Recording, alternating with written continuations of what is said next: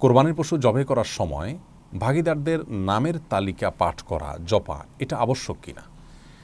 অনেক সময় দেখা যায় যে কোরবানির পশুকে শোয়ানো হয়েছে এবং চেপে ধরা হয়েছে, এরপর নামের তালিকা জোগাড় করা নিয়ে আমরা দৌড়াদৌড়ি শুরু করছি এবং কোনো এক দুটি নাম বাকি থাকলে সেগুলো কালেকশন করছি, সংগ্রহ করছি। এই কাজটি আদৌ কোনো প্রয়োজন আছে কিনা।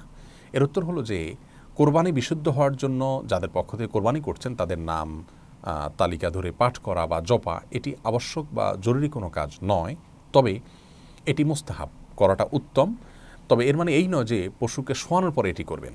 আগে থেকে নামের তালিকা যদি প্রস্তুত থাকে তাহলে আপনি জবের ঠিক আগ মুহূর্তে বিসমিল্লাহি আল্লাহু আকবার আল্লাহুম্মা মিনকা ওয়ালাক পাঠ করার পর যাদের পক্ষ থেকে কোরবানি করছেন তাদের নাম উল্লেখ করলেন, আল্লাহ এটা অমুক অমুকের তরফ থেকে আপনি কোরবানি হিসেবে কবুল করুন, এভাবে বলে আপনি জবে শুরু করলেন।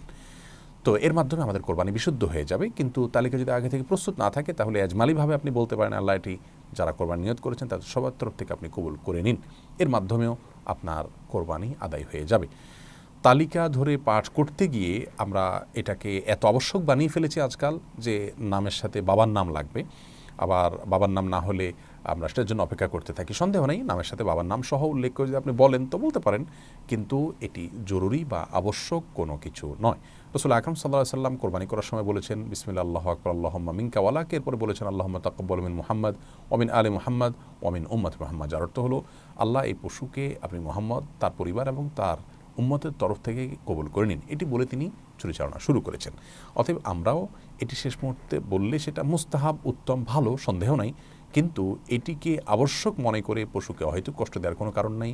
আর আগে থেকে প্রস্তুতি থাকা উচিত এর জন্য। আল্লাহ তাআলা আমাদেরকে বোঝার তৌফিক দান করুন।